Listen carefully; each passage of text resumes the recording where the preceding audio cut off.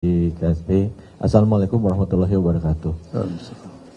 Bapak Ibu sekalian, pertama kami atas nama pemerintah mengucapkan turut berduka cita atas wafatnya petugas pemilu, dan kami doakan semoga para almarhum ini diampuni dosanya dan diterima amal ibadahnya. Amin. Walaupun jumlah yang meninggal dibandingkan pemilu 2019 yang di atas 500-an, sekarang kan turun jauh ya. Tadi Pak KPU angkanya 71 untuk yang tanggal 14 sampai 18, dari Bawaslu ada tambahan 13 orang, itu tanggalnya sama 14-18, jadi totalnya ada 84 Pak, yang meninggal sampai sekarang ya.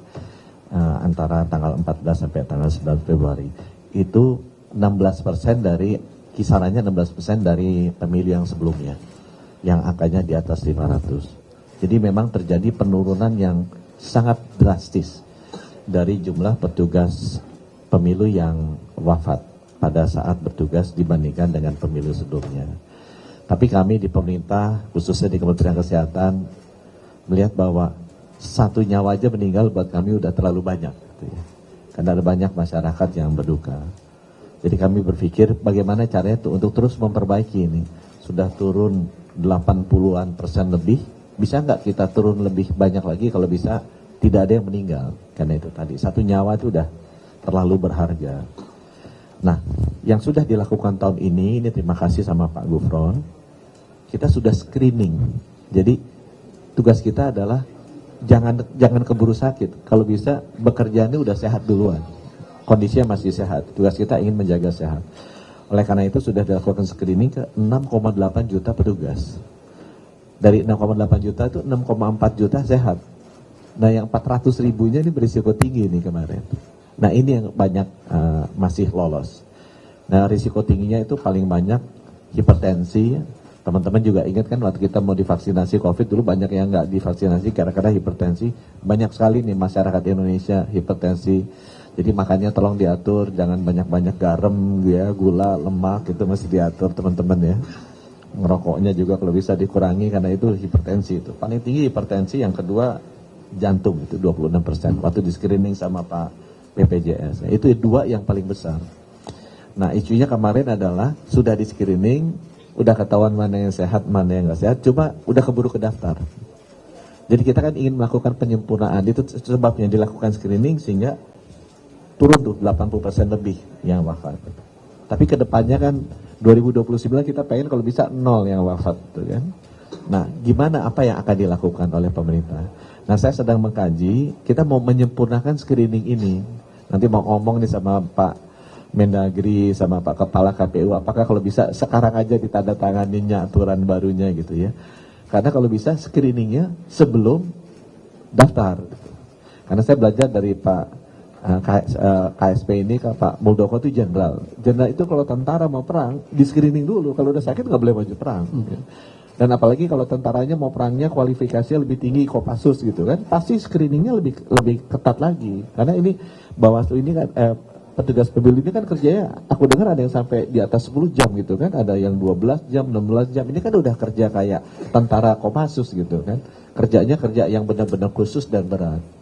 Jadi kami sebenarnya ingin mengusulkan, nanti akan duduk bersama nih sama Pak Tito, Pak Kepala KPU, sama ini mungkin difasilitasi sama Pak Muldoko nih, agar kalau bisa itu menjadi syarat. Jadi screening kesehatan itu menjadi syarat untuk mereka jadi tugas. Itu langkah pertama penyempurnaan yang kami ingin lakukan, agar mereka benar-benar pada saat nanti jadi petugas itu kondisinya sehat, sehingga kita bisa kalau bisa mengenolkan lah yang wafat ini. Yang kedua yang kami ingin lakukan juga, ini kan kerjanya mereka overtime ini. Nah kami lagi ngitung nih, bisa nggak kita lakukan uji kesehatan kelilingnya itu setiap 6 jam misalnya. Kan ini kan saya dengar tadinya rencana ada yang 8 jam, ada 10 jam, tapi kalau banyak tadi Pak Tito, Pak Kepala KPU bilang juga ada yang lebih dari itu 12 jam, mungkin ada yang 14 jam. Nah itu kita lagi berpikir, karena ini TPS kan ada 823 ribu.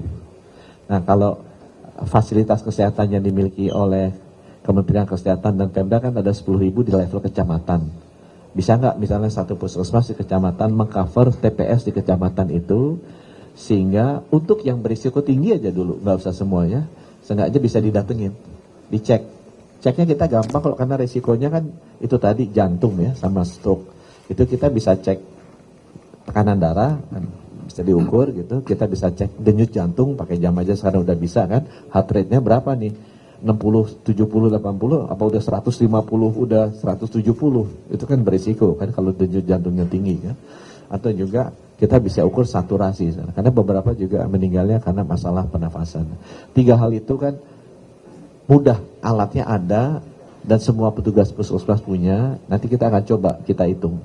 Bisa nggak untuk TPS-TPS yang kita identifikasi ada petugas TPS yang berisiko tinggi, udah tua atau dia punya komorbid, punya penyakit bawaannya banyak, itu kita periksa setiap 6 jam gitu. Kita datangin sama petugas puskesmas. Jadi 2 hal itu teman-teman, kita ingin kalau bisa screeningnya menjadi syarat untuk menjadi petugas. Kemudian kalau yang berisiko kita identifikasi risiko lebih tinggi, kalau bisa setiap 6 jam itu kita cek. Jadi nggak usah keburu sampai sakit. Karena walau bagaimanapun mencegah itu jauh lebih baik daripada mengobati. Ya, dan buat kita semua 1 nyawa aja sebenarnya sudah kebanyakan.